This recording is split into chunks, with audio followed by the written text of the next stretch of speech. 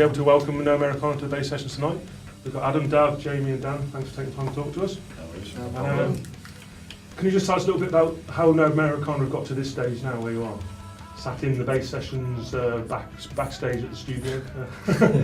It's been a long road, or it seems to us.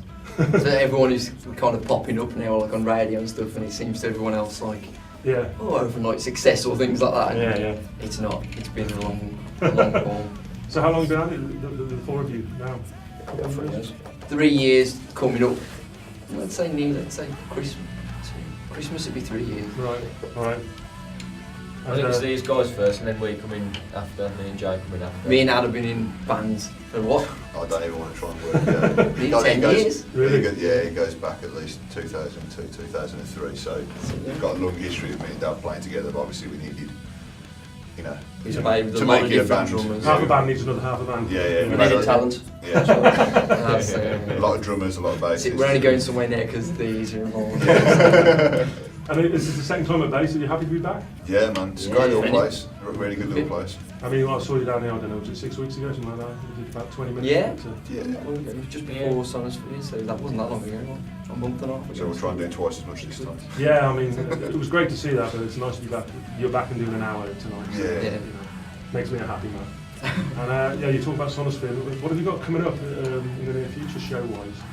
Coming up. I know there's some you can't talk about. Yeah, they're going to be careful now. I have to go through them. We've got a couple more local ones that we still are going to deliver on, because we said we would. But we've got like a big showcase in London for the Treatment. We've got an album launch, haven't they? So we've been invited down for support, and it's a big industry thing, I suppose. But so that's one of them. Then there might be a tour, the one I can't speak about, in November. Right. And then we're going on tour with Kerrang in December. So Kerrang Radio. Kerrang Radio, putting on a tour. Yeah. And we're one of the bands. So. Jamie, you've got to be looking forward to that. I can't wait. Yeah. How many shows are there? How long? I think it's 5, isn't it? It's 4 or 5. I think it's Monday to Friday with Wednesday, so I think it might just be 4. Yeah. But it's all Midlands based as well, so it's local to like anyone here, you know what I mean? It's not something that we're not going to do. I mean, the Treatment thing's down in London, and the other one that we can't talk about is more widespread. We have done bigger tours like that before with the Wild Arts a couple of years ago, which was UK up and down, stupid planning, like you're going from anywhere, you know what I mean? But it's up and down. But it's a little bit smaller, but it's kind of the venues where we can get people that know us as a local band rather than just kind of rocking up and going, hello, this is us, So we can get people who can come and support us at those, people already know us. It's nice to see our fan base is actually growing. It's crazy. It must be really kind of rewarding for you to actually stand there and see it happening. Well, that's it, I mean, Kerrang Radio, we're not even signed to a record label or anything, but thankfully they've gone on board and they love the EP that we've just I was about to say, we talk about this EP because it's a debut EP, isn't it? Now. Yeah, it's a Declaration of Independence, it's called. It's all out on iTunes and all that sort of thing, and it seems to have kicked off nicely. We didn't expect the response that it's got, so we're all chuffed. Fantastic. I mean, so really, highlights so far? I mean, over the last 12 months, 18 months? Quite like I said, there's a lot. Sounds Downey Festival for me, the first one. Amazing. So we've done Download a couple of times.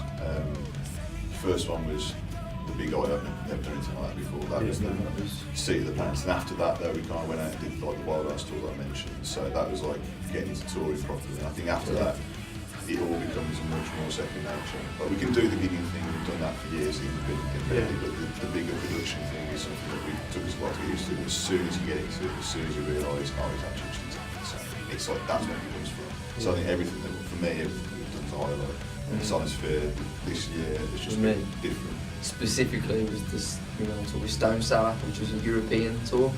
So that was like another level up, into tour with someone like Corey Taylor, and to be the only support alongside him was fantastic. Like, you come and watch us most nights, he bigged us up to all the crowd, and we were playing to like 4,000 people every night. So that was amazing. I was blown away. And weird to be hanging out with band members of a band that I bought the records when I was a lot younger, like the formative bands that I listened to, like the Slipknot album, I think I might have come to school to go and buy it, you know what I mean? It's like, you stood there and said, alright, so now we're at that level and we're kind of almost, not equals, but we're on the same level, same playing field. It's nice, man. It's surreal. It is a little bit surreal, yeah, definitely.